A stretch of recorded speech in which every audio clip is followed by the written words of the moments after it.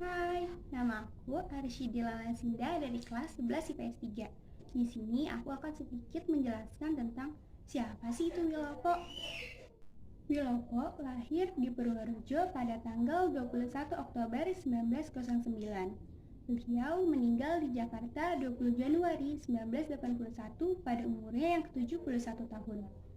Wilopo adalah Perdana Menteri Indonesia yang ketujuh yang menjabat pada 3 April 1952 sampai 30 April 1953 dan memimpin kabinet yang dikenal dengan nama Kabinet Wilopo. Kabinetnya pun pada akhirnya jatuh sebagai akibat peristiwa 17 Oktober 1992 karena ketidakpuasan kalangan militer terhadap debat berkepanjangan dalam parlemen sehingga tokoh-tokoh angkatan darat memaksa presiden membubarkan kabinetnya. Wilopo mengenyam pendidikan di tingkat Algemeen Middelbare School atau EMS di Yogyakarta pada tahun 1927 dengan menerima beasiswa dari pemerintah Hindia Belanda. Ia sempat menjadi anggota Jongjava dan ditawari masuk Pemuda Indonesia, tetapi ia menahan diri untuk tidak aktif karena diancam oleh direktur sekolah dan takut beasiswanya dicabut oleh pemerintah kolonial. Lulus dari AMSB, ia sempat melanjutkan pendidikan ke Technische Hogeschool TH Bandung pada tahun 1931.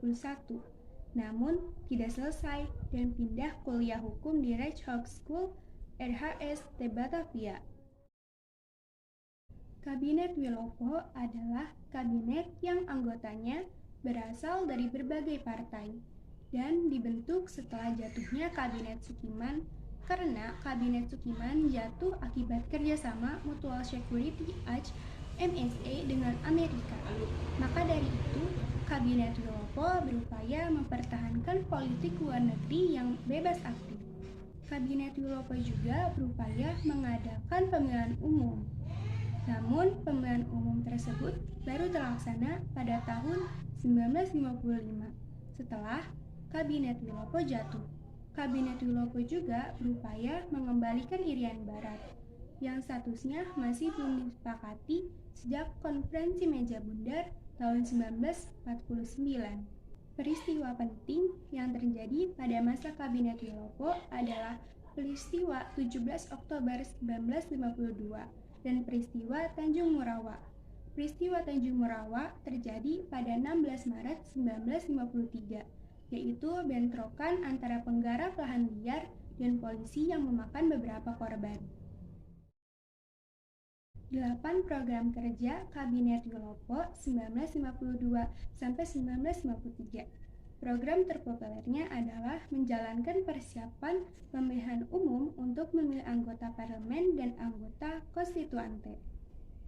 Program dalam negeri menyelenggarakan pemilu, meningkatkan pendidikan rakyat, meningkatkan kemakmuran rakyat, dan pemulihan keamanan.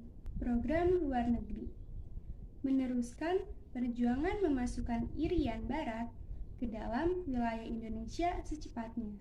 Organisasi negara menyelesaikan penyelenggaraan dan mengisi otonomi daerah, menyederhanakan organisasi pemerintah pusat.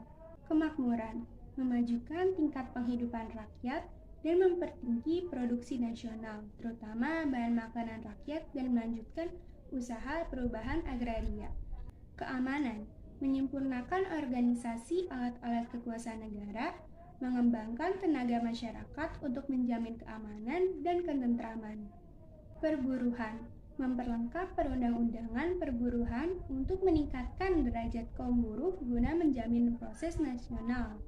Pendidikan dan pengajaran mempercepat usaha-usaha perbaikan untuk pembaharuan pendidikan dan pengajaran.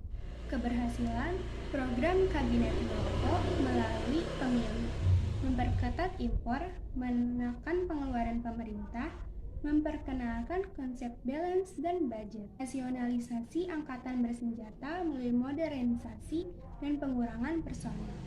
Kegagalan program Kabinet Wilopo ialah terjadi peristiwa 17 Oktober 1952, terjadi peristiwa Tanjung Moraya, adanya mosi tidak percaya dari Serikat Buruh Tani, Terjadi defisit kas negara karena terjadi penurunan hasil panen sehingga harus mengimpor beras. Adanya krisis ekonomi karena jatuhnya harga barang ekspor, sementara kebutuhan barang impor terus meningkat. Munculnya gerakan separatisme dan provinsialisme yang mengancam keutuhan bangsa karena ketidakpuasan alokasi dana ke daerah tertentu yang tidak seimbang.